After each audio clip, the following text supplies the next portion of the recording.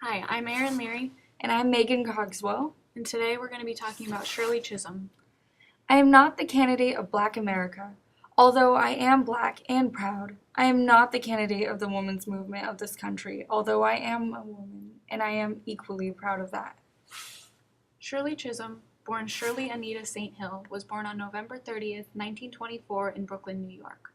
She was the oldest of four daughters and was born to Charles St. Hill, a factory worker from Guyana, and Ruby Seal St. Hill, a seamstress from Barbados. Her parents had both left their home countries to move to New York during the famines of the 1920s. When she was 5 years old, she and two of her sisters moved to Barbados to live on their grandmother's farm while her parents worked during the Great Depression in the hopes of settling their family in Brooklyn. In Barbados, Shirley received a British education until returning to New York in 1934 with her sisters. Shirley's family resided in the Bedford-Stuyvesant section of Brooklyn, where she remained for most of her life.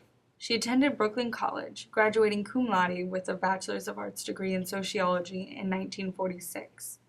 During her time there, Shirley joined the school debate team, winning several prizes in debating. Additionally, Shirley started her own club after African American students were denied admittance to a social club on campus. She named her club Ipothea, meaning in pursuit of the highest of all. In 1946, Shirley began working as a nursery school teacher while taking evening classes at Columbia University's Teachers College. She earned her master's degree in early childhood education in 1951. From 1953 to 1959, Shirley served as the director of both the Friends Day Nursery in Brownsville, Brooklyn, and the Hamilton Madison Child Care Center in Lower Manhattan. In 1959, Shirley began her political career by working as an educational consultant in a daycare division of the city's Bureau of Child Welfare. From 1965 to 1968, Shirley served as a Democratic member of the New York State Assembly. In 1968, Shirley campaigned for a spot in the U.S. House of Representatives. Chisholm defeated two other Black opponents, State Senator William S. Thompson and Labor official Dolly Robertson, in the Democratic primary. In the general election, Chisholm defeated James L. Farmer, Jr., the former director of the Congress of Racial Equality. This win made Shirley Chisholm the first Black woman to be elected to Congress. Chisholm did not receive a warm welcome into the House, as her immediate outspokenness agitated many of her peers. Shirley was very vocal about what she believed in and wasn't afraid to ruffle feathers. In her first floor speech in March of 1969, Shirley lashed out against the Vietnam War.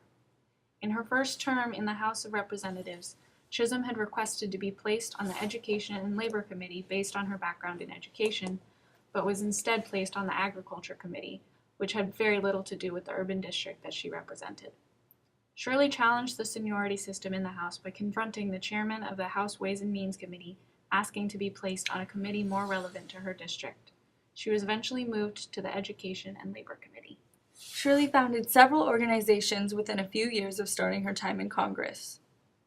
In 1969, Chisholm became a founding member of the Congressional Black Caucus, an organization representing the Black members of the United States Congress. In 1971, she helped found the National Women's Political Caucus. While serving her second term in Congress, Shirley Chisholm decided she wanted to expand her sphere of influence and made the decision to run for president in 1972. Her candidacy was historic, as she was the first woman to campaign for the Democratic nomination for president and the first major African American candidate to run. During her contest for presidency, Chisholm overcame many obstacles that made her campaign both challenging and dangerous. Shirley received little support from the people she expected to. The Black vote had been divided into smaller groups since the death of Martin Luther King Jr., and Black political leaders benefited more from supporting major white candidates rather than giving their support to the relatively unknown Shirley Chisholm. Her candidacy also split the Congressional Black Caucus, an organization that she helped create, as many of the members felt that she disrespected them by not consulting the group before running, and betrayed the group's interest by trying to create a coalition of women, Hispanics, white liberals, and welfare recipients. Chisholm had to take legal action to be included in televised debates and had to fight to be put in state ballots. Shirley survived a number of assassination attempts during her campaign. Chisholm's campaign was largely underfunded and poorly organized. In over a year of campaigning, Chisholm spent only $300,000. One of her most important moves in the campaign was visiting George C. Wallace, a known segregationist in Alabama, in the hospital after he was injured in an assassination attempt. Wallace had been her competition in the race, and after he dropped out of the race, he voiced his support for Chisholm. This got Chisholm the support of many of Wallace's followers, helping her immensely in the race. She ultimately received just over 430,000 popular votes and 151 delegate votes, losing the primary to George McGovern. After losing the presidential race, Shirley Chisholm went on to accomplish much more. After leaving Congress in January of 1983, Chisholm helped co-found the National Political Congress of Black Women and served as the president until 1992. From 1983 to 1987, she resumed her teaching career by working as a professor at Mount Holyoke College, teaching politics and sociology and giving lectures across the country. Additionally, she worked on the campaigns for Jesse Jackson's presidential bids in 1984 and 1988. During President Bill Clinton's time in office, Chisholm was nominated to serve as a U.S. ambassador for Jamaica by Clinton himself. She ultimately had to decline this offer due to poor health. Shirley Chisholm influenced the lives of many people before her death on January 1, 2005. Shirley fought for change in a time where change was desperately needed and left a lasting legacy that can still be seen today.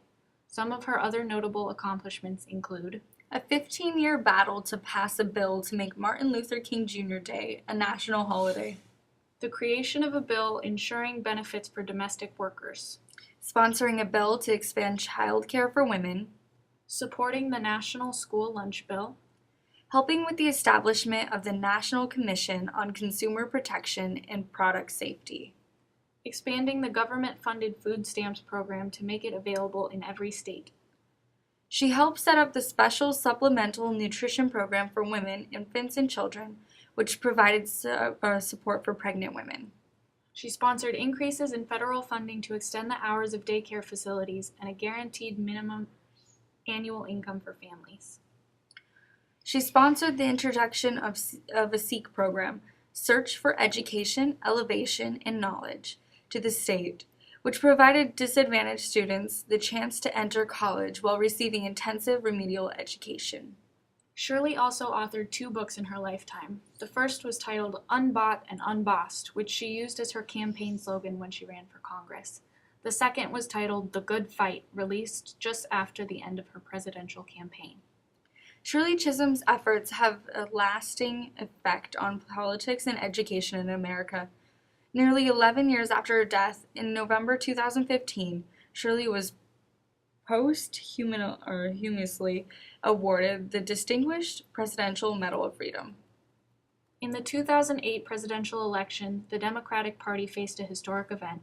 The Democratic nominee would either be the first African American nominee or the first female nominee. Back when Chisholm ran, she was the first in both of these categories. Chisholm's 1972 campaign paved the way for both of these candidates and inspired people across the country. A 1974 Gallup poll listed her as one of the top 10 most admired women in America, ahead of Jacqueline Kennedy Onassis and Coretta Scott King, and tied with Indian Prime Minister Indira Gandhi for 6th place. There is no doubt that Shirley Chisholm was a powerful figure whose efforts led to positive change during her lifetime and left a lasting legacy.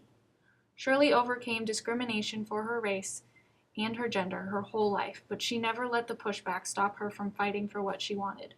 What it is that Shirley Chisholm wanted is best described in her own words. When I die, I want to be remembered as a woman who lived in the 20th century and who dared to be a catalyst of change.